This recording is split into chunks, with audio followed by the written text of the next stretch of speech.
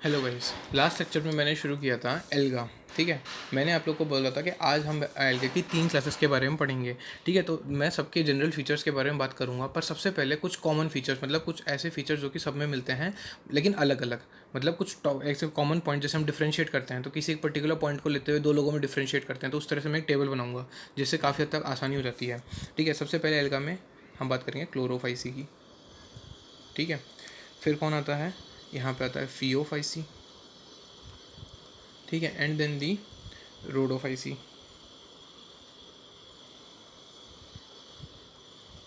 ठीक है, 3 एल्गे हैं हमारे पास। ठीक है, अब इसके अंदर मैं सबसे पहले बताऊंगा इनके कॉमन नेम के बेसिस पे। पहला पॉइंट हम बात करेंगे इनके कॉमन नेम। तो देखिए, कॉमन नेम बात करूँ तो क्लोरोफाइसी को मैं कल ही बताया था ग्रीन एल्गा बोलते हैं। ठीक है, ग्रीन एल्गा क्यों बोलते हैं, क्योंकि अभी इसमें हम बात करें कुछ ऐसे पिगमेंट्स मिलते हैं जिसकी वजह से इसको ग्रीन एल्गा बोला जाता है। फियोफाइसी को बोला जाता है ब्राउन एल्गा, और रोडोफाइसी को बोला जाता है रेड एल्गा। ठीक है, अब क्यों, तो अगला ही टॉपिक आ रहा है कि उनके अंदर पिगमेंट्स क्या प्रेजेंट है। ठीक है, उनके अंदर आप लोग जानते हैं प्लांट्स हमेशा ग्रीन कलर के ही क्यों मिलते हैं। नॉर्मली प्लांट्स ग्रीन कलर के क्यों मिलते हैं, क्यों, क्योंकि उनमें हम जानते हैं क्लोरोफिल, क्लोरोप्लास्ट होता है जो कि ग्रीन कलर का होता है, जो कि उनको कलर प्रोवाइड करता है। उसी तरीके से देखिए क्लोरोफाइसी में यहाँ पे क्लोरोफिल ए एंड बी मिलता है। ठीक है, क्लोरोफिल ए एंड बी मिलता है जो कि इसको ग्रीन कलर प्रोवाइड करवाता है। फियोफाइसी में क्लोरोफिल ए, सी और फ्यूकोजेंथीन मिलता है। फ्यूकोजेंथीन, ये आप लोग याद रखना है, फ्यूकोजेंथीन और क्लोरोफिल एसी, जिसकी वजह से उसका ब्राउन कलर है। और भी इसमें कई कलर देखने को मिलते हैं, पर मोस्टली ये ब्राउन देखने को मिलते हैं। रोडोफाइसी में क्लोरोफिल ए, डी और फाइको एरिथ्रिन, फाइको एरिथ्रिन मिलता है। ये जो फाइको एरिथ्रिन है ये अल्टीमेटली इसको रेड कलर प्रोवाइड करवाता है। तो ये जो मेजर पिगमेंट्स हैं जिसकी मैंने अभी बात की, इन पिगमेंट्स की वजह से इनके ऐसे ऐसे कलर हैं। ठीक है, इसके अलावा अब आता है इनका स्टोर्ड फूड। अब आप लोग जानते हैं प्लांट्स हैं तो खुद का फूड प्रोडक्शन करेंगे। अब वो जो फूड लेकिन स्टोर किसी एक पर्टिकुलर फॉर्म में होता है ना, तो फूड कैसे स्टोर होता है। क्लोरोफाइसी में स्टार्च, नॉर्मली आप भी जानते हैं प्लांट स्टार्च के फॉर्म में फूड को स्टोर करता है। इसमें कैसे करता है, इसमें ये स्टोर करते हैं मैनिटोल एंड लेमिनारिन। ठीक है, मैनिटोल एंड लेमिनारिन, ये आप लोग को याद रखना है। स्टोर्ड फूड का नाम क्या है ब्राउन एल्गा का, मैनिटोल एंड लेमिनारिन। ये होते क्या हैं, ये एक तरीके के कार्बोहाइड्रेट्स ही हैं, पर ये कॉम्प्लेक्स कार्बोहाइड्रेट्स होते हैं। These are complex carbohydrates. ठीक है, ये भी कार्बोहाइड्रेट है, ये भी कार्बोहाइड्रेट है, ये दूसरे कॉम्प्लेक्स कार्बोहाइड्रेट्स हैं।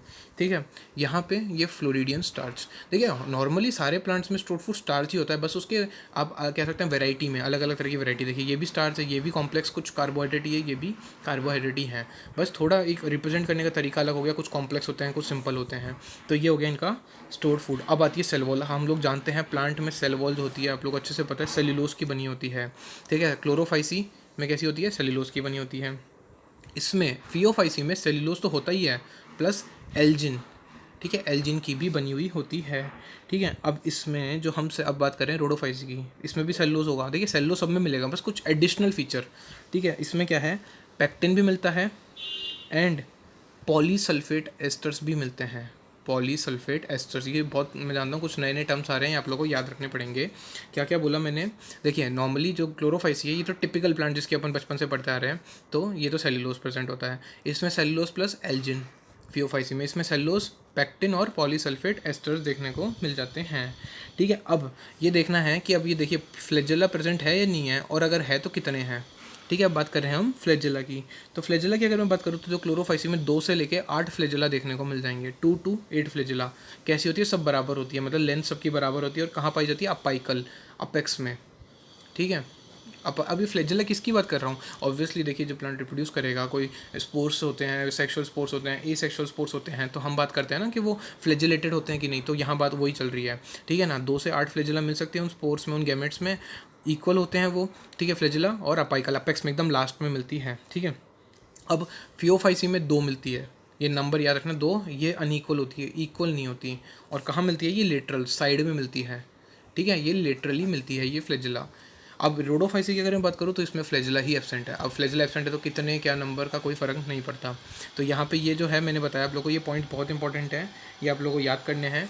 ठीक है, क्या बोला मैंने कि फ्लैजेला यहाँ पे ना क्लोरोफाइसी में 2 से 8 मिल रही है। ठीक है, इक्वल है, और एपेक्स में मिल रही है। इसमें 2 मिल रही है, फियोफाइसी में अनइक्वल होती है और लेटरली मिलती है, और रोडोफाइसी में एब्सेंट होती है। इसके अलावा एक आता है उनका हैबिटेट, अभी कहाँ रहते हैं। देखिए हैबिटेट का मैं एक और पॉइंट है, वहाँ जगह नहीं, यहाँ लिख रहा हूँ। हैबिटेट में देखो सबसे पहले क्लोरोफाइसी का बात करूँ, क्लोरोफाइसी के जो मेंबर्स हैं वो फ्रेश वाटर में भी देखने को मिलेंगे आपको, ठीक है, ब्रैकिश वाटर में भी मिलेंगे, ठीक है, सॉल्ट वाटर में भी मिलेंगे, ठीक है। ये जो ब्रैकिश वाटर, ये जो सॉल्ट वाटर है, ये अल्टीमेटली मराइन, मतलब मराइन के ही एग्जांपल्स हैं अलग अलग, तो ये फ्रेश वाटर में मिलेंगे और मराइन वाटर में मिलेंगे। अब आता है फियोफाइसी। फियोफाइसी के जो होते हैं ये प्राइमरीली कैसे होते हैं, मैराइन होते हैं, मतलब मेजरली मैराइन वाटर में मिलते हैं, फ्रेश वाटर में रेयरली मिलते हैं, फ्रेश वाटर में बिल्कुल रेयरली मिलते हैं, मेजरली कहाँ मिलते हैं, मेराइन में। अब आता है रोडोफाइसी। अब रोडोफाइसी की अगर मैं बात करूँ तो ये भी अल्टीमेटली वही है ना, मेराइन में ज़्यादा मिलते हैं, मोस्टली इन मेराइन, ठीक है। और जो आपका फ्रेश वाटर है उसमें कुछ हद तक मिल सकते हैं, सम। ये हो गया हमारा इसका हैबिटेट। तो ये कुछ ऐसे पॉइंट्स थे जो कि अब है ना इस टेबल से अब आप लोगों को जल्दी से याद हो जाएंगे, क्योंकि ये याद करने की चीज़ें हैं, ठीक है। आपको इसमें समझ जैसा जितना समझाने का तो मैंने समझा दिया, बाकी याद आपको ही करना पड़ेगा इसमें, तो ये एक जगह नोट आउट हो गए। अब हम बात करते हैं जनरल फीचर्स सबके। सबसे पहले मैं बात करूँगा क्लोरोफाइसी। अब इसके कुछ जनरल फीचर जो सिर्फ इसी में शो होते हैं, ठीक है। देखिए क्लोरोफाइसी की अगर मैं बात करूँ तो इसकी प्लांट बॉडी कैसी होती है, इसकी जो प्लांट बॉडी होती है वो यूनिसेलुलर भी हो सकती है, ठीक है। कॉलोनीज़ के फॉर्म में मिल जाएगा तो कॉलोनियल भी हो सकता है ना, यूनिसेलुलर हो गया, कॉलोनियल हो गया, और फिलामेंट्स के फॉर्म में भी मिल सकता है, ठीक है, फिलामेंटस भी हो सकती है, मतलब सारी वैरायटी यहाँ पे देखने को मिल जाती है। आप लोगों को मैंने बता ही दिया कि इसके ग्रीन कलर का क्यों है, क्योंकि क्लोरोफिल ए और बी मिलता है। अब इसके अंदर क्लोरोप्लास्ट मिलेगा, ठीक है, क्लोरोप्लास्ट, क्योंकि क्लोरोफिल किस में होगा, क्लोरोप्लास्ट में ही होगा। जो क्लोरोप्लास्ट होता है वो अलग अलग शेप्स का होता है, ठीक है, जैसे कि प्लेट लाइक शेप हो गई, ठीक है, प्लेट लाइक हो जाती है शेप, डिस्कॉइड शेप देखने को मिल जाती है, ठीक है। फिर इसके स्पाइरल शेप देखने को मिल सकती है, रिबन शेप देखने को मिल सकती है। तो ऐसे अलग अलग तरीके के क्लोरोप्लास्ट यहाँ पे देखने को मिलते हैं, ठीक है। अब जैसे मैंने स्टोर का फूड क्या बताया था, स्टार्च, लेकिन जो स्टोरेज बॉडी होती है ना यहाँ पे, स्टोरेज बॉडीज़ जो जिसमें स्टोर होता है फूड, वो एक या फिर मोर देन वन हो सकती है। स्टोर्ड फूड तो हमने बोल दिया स्टार्च है, पर वो जो स्टोर फूड है वो कहीं तो स्टोर होगा, तो जो स्टोरेज बॉडीज़ होती है वो एक भी हो सकती है, एक से ज़्यादा भी हो सकती है। और वो जो स्टोरेज बॉडीज़ है उसको क्या बोला जाता है, पायरिनॉइड्स। उन स्टोरेज बॉडीज़ को हम बोलते हैं पायरिनॉइड्स बोलते हैं। ये कहाँ लोकेटेड है, क्लोरोप्लास्ट, ठीक है। ये भी कहाँ लोकेटेड में कहाँ मिलेगी आपको एक स्टोरेज बॉडीज़, मतलब ये स्टोरेज बॉडीज़ क्लोरोप्लास्ट में मिलेगी, और क्या स्टोर कर रही है, स्टार्च को ये स्टोर करती है। अब इसमें देखिए काम की बात क्या है कि ये पायरिनॉइड्स होते हैं, ये कैसे बनती है, मतलब इसके ये पायरिनॉइड्स बनती है प्रोटीन्स प्लस स्टार्च की बनी हुई होती है, देख रहे हैं।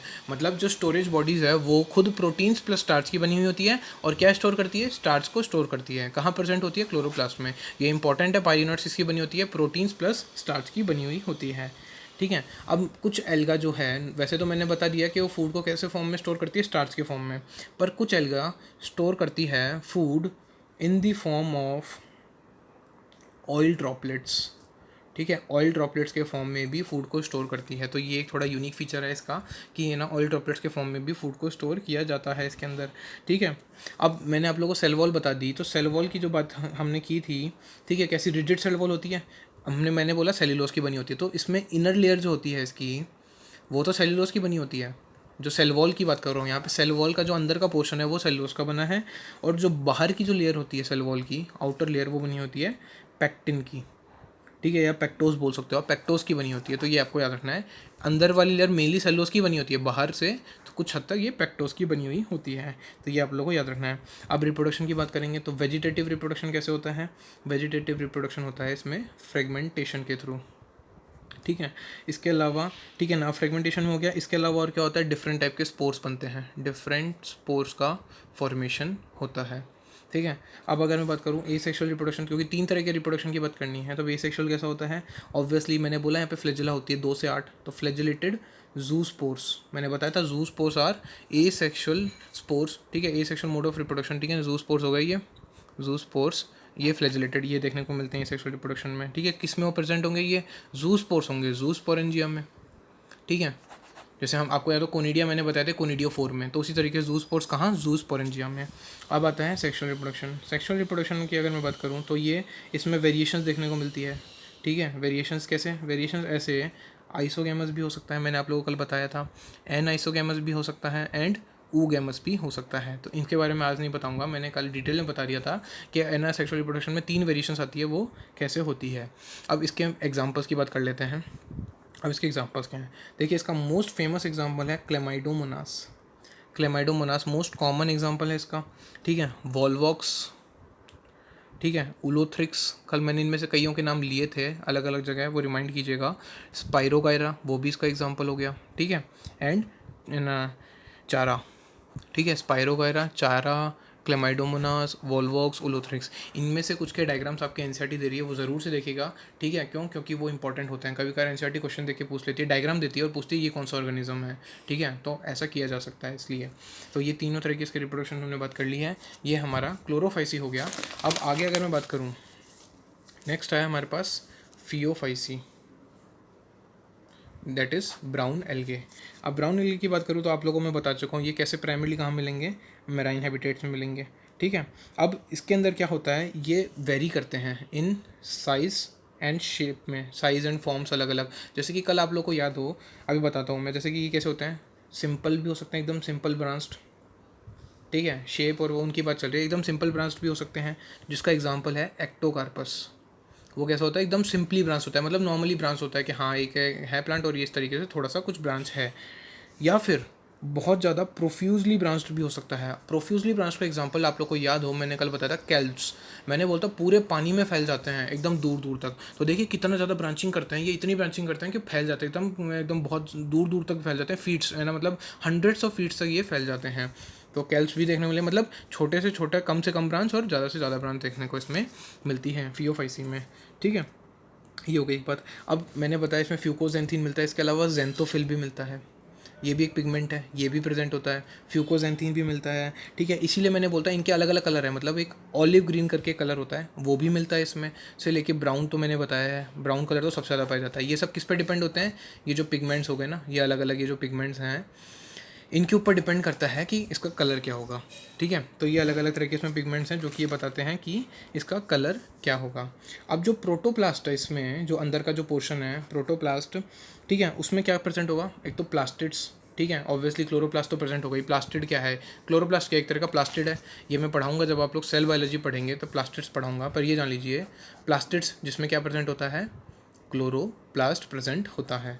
एक तो ये भी मिलेगा इसमें, इसके अलावा एक सेंट्रल वैक्यूल मिलेगा, ठीक है, एक सेंट्रल वैक्यूल मिलेगा, प्लस एक न्यूक्लियस देखने को मिलता है। ये प्रोटोप्लास्ट में आ गया इसके, ठीक है। अब इसकी जो प्लांट की जो बॉडी है, ठीक है, देखिए मैं आपको एक डायग्राम बनाता हूँ, एक टिपिकल डायग्राम बना रहा हूँ मैं आपके, ठीक है, किसका ना, इसका फियोफाइसी का बना रहा हूँ मैं, ठीक है। देखिए ये जो इसकी मेन प्लांट बॉडी है, ठीक है ना, ये मेन प्लांट बॉडी हो गई। अब ये देखिए ये बेस से देखिए ये जो अटैच हो रही है, ये यहाँ तक है, ये अटैच हो रही है, देखिए यहाँ से ये देखिए ये जो बेस है ये, या फिर ये सबस्ट्रेटम बोल सकता हूँ इसको, मैं सबस्ट्रेटम बोल सकता हूँ इसको, बेस मतलब ये जो पूरा प्लांट है ये बेस से अटैच है, किसके थ्रू, इस पोर्शन के थ्रू अटैच है। इस पोर्शन को हम क्या बोलते हैं, होल्ड फास्ट, ठीक है।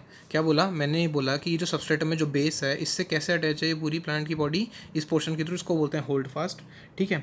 फिर एक स्टॉक लेग स्ट्रक्चर होता है, मतलब एक ये पूरा जो है ये जो स्ट्रक्चर है अल्टीमेटली मेन लीफ जैसा स्ट्रक्चर के बाद ये स्टॉक लेग स्ट्रक्चर होता है जो वर्टिकल स्ट्रक्चर, इसको क्या बोलते हैं, इसको बोलते हैं स्टाइप। और ये जो लीफ लाइक स्ट्रक्चर है इसको बोलते हैं फ्रॉन्ड। तो तीन पार्ट में मैंने यहाँ पे डिवाइड किया है, टिपिकल एक जो फियोफाइसी का प्लांट बता रहा हूँ, frond, stipe and hold fast. Frond क्या हुआ, ऊपर लीफ वाला टाइप का स्ट्रक्चर, फिर ये जो स्टॉक लाइक स्ट्रक्चर है, ये जो वर्टिकल स्ट्रक्चर है पूरा डंडा जैसा, स्टॉक वाला एक डंडा जैसा स्ट्रक्चर जो है उसको स्टाइप बोला, और जिससे अटैच है बेस से उसको बोला हमने होल्ड फास्ट, ठीक है। ये इसकी मैंने बात कर ली। अब देखिए, अब रिप्रोडक्शन की बात करें तो वेजिटेटिव रिप्रोडक्शन कैसे होगा, फ्लेज, वही आपका फ्रेगमेंटेशन जो होता है उसके थ्रू होगा, ठीक है। इसके अलावा ए सेक्सुअल रिप्रोडक्शन की अगर मैं बात करूँ तो यहाँ पे मैंने बोलता दो फ्लेजिला होती है, तो बाई फ्लेजिलेटेड जूस्पोर्स, यहाँ पे ही लिखना ज़रूरी था। क्यों? क्योंकि इसमें दो ही फ्लेजिला देखने को मिलती है। जो क्लोरोफाइसी था उसमें मैंने सिर्फ फ्लेजिलेटेड लिखा था क्योंकि उसमें 2 से 8 कितनी भी मिल सकती है, इसमें मैंने स्पेसिफिकली बाई फ्लेजिलेटेड जूस्पोर्स बोल दिया, ठीक है। अब ये कैसे होते हैं, ये होते हैं पियर शेप्ड होते हैं, ठीक है, ये पियर शेप्ड होते हैं।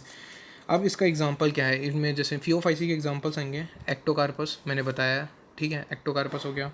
इसके अलावा डिक्टियोटा, ठीक है, इसके अलावा लेमिनेरिया हो गया, सार्गसम हो गया, और एक और है फ्यूकस। देखिए इसके बारे में खास बात मैं आपको बताना चाहूँगा, आप जब एनसीईआरटी का डायग्राम देखेंगे ना तो आपको इस फ्यूकस में ना, जैसे ये लीफ, ऐसे कुछ लीफ से स्ट्रक्चर देखने को मिलेंगे, उसमें ऐसे छोटे छोटे ऐसे देखिए एयर ब्लैडर्स देखने को मिलेंगे, क्या देखने को मिलेंगे, एयर ब्लैडर्स। तो वो इसमें क्यों, सिर्फ इसी में देखने को मिलेंगे, बाकी आप फियोफाइसी के जितने भी डायग्राम देखेंगे उसमें नहीं मिलेंगे। तो ऐसा क्यों, ऐसा इसलिए क्योंकि जो फीकस होता है ये हैवी एल्गा होता है, ये हैवी होता है, बड़ा होता है ये, ठीक है।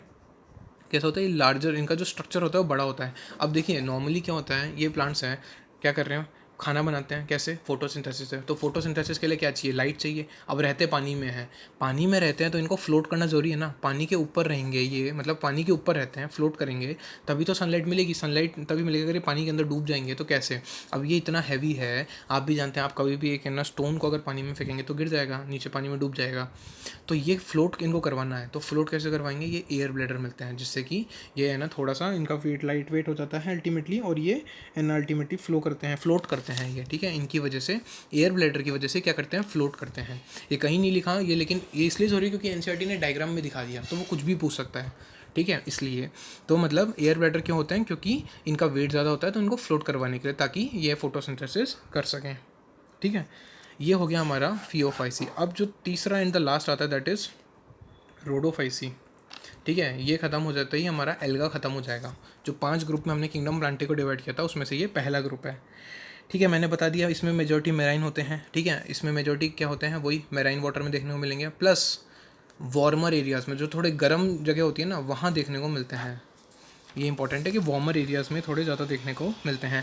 अब ये क्या है, एकदम क्लोज सरफेस ऑफ वाटर पे भी मिलेंगे ये, ठीक है, एकदम पानी के ऊपर ही मिलते हैं, प्लस ये एकदम डीप ग्रेट जो डेप्थ होती है ना ओशन में, एकदम डीप में भी मिलेंगे, ठीक है। जहाँ पे कोई, अब आप भी जानते हैं, जो एकदम ओशन की डेप्थ पे बहुत कम ऑर्गेनिज्म देखने को मिलते हैं, एकदम नीचे नीचे, वहाँ भी ये सर्वाइव करते हैं, और सरफेस पे भी ये सर्वाइव करते हैं।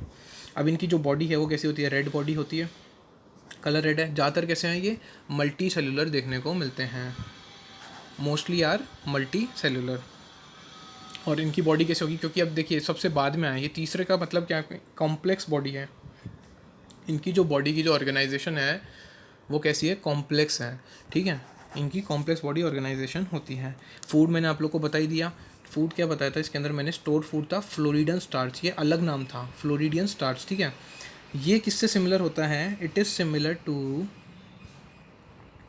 Amylopectin and glycogen in structure, ठीक है। ये जो है ना स्ट्रक्चर जो होता है इसका फूड का, ये जो फ्लोरिडियन स्टार्च का जो स्ट्रक्चर होता है किससे मिलता जुलता है, अमाइलोपेक्टिन से और ग्लाइकोजन से। ये लाइन आपको याद रखनी है, ये इनके लिए स्पेसिफिक लाइन है।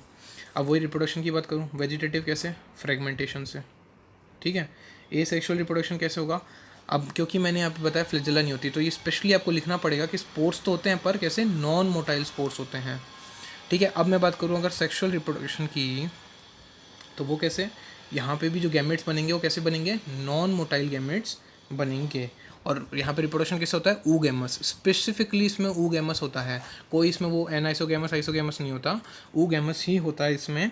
और उसके बाद क्या होता है, पोस्ट है ना फर्टिलाइजेशन डेवलपमेंट भी इसमें देखने को मिलते हैं। जैसे कि अगर मैं बात करूँ नॉर्मली, अगर अपन मान लीजिए एक अच्छे हायर प्लांट की बात करते हैं, तो उसमें क्या होता है, अल्टीमेटली जब फर्टिलाइजेशन होता है उसके बाद देखिए फ्रूट बनता है, सीड बनता है। वो नॉर्मली इनमें नहीं बनते, सीड फ्रूट नहीं बनते, पर हाँ इसमें कुछ हद तक पोस्ट फर्टिलाइजेशन डेवलपमेंट बनता है, होता है। इससे ये पता लगता है ये जो है ये हायर प्लांट से कुछ कुछ सिमिलरिटी रखता है। मतलब जैसे जैसे हम आगे जाते हैं, अब एल्गे के बाद में जो अगला आपको प्लांट का किंगडम पढ़ाऊंगा, आपको ब्रायोफाइट जो पढ़ाऊंगा, वो थोड़े और कॉम्प्लेक्स होंगे और एडवांस होंगे। तो आप देख रहे हैं हम एक बिल्कुल कैसे इवोल्यूशनरी रिलेशनशिप में चल रहे हैं, कि सबसे पहले हम सबसे सिंपल, उससे हम किस तरफ जा रहे हैं, कॉम्प्लेक्स में जाते जा रहे हैं, ठीक है। इसका ही मतलब है। अब इसके एग्जाम्पल्स और देख लेते हैं। इसके एग्जाम्पल्स हैं पॉलीसाइफोनिया, ठीक है। ये जो एनसीईआरटी ने एग्जांपल दिए हैं आपको याद करने ही पड़ेंगे। पोरफायरा, इसका बारे में कल मैंने बताया था, खाने में काम आता है, ठीक है ना। इसके अलावा मैंने बताया था ग्रेसिलेरिया एंड जेलिडियम, कल मैंने इन दोनों के नाम लिए थे। मैंने बताया था जेलीज़ में और आइसक्रीम्स में इनका यूज़ होता है, ग्रेसिलेरिया एंड जेलिडियम। तो ये हमारा एल्गा कंप्लीट हो चुका है, ठीक है। नेक्स्ट लेक्चर में हम ब्रायोफाइट्स पढ़ेंगे।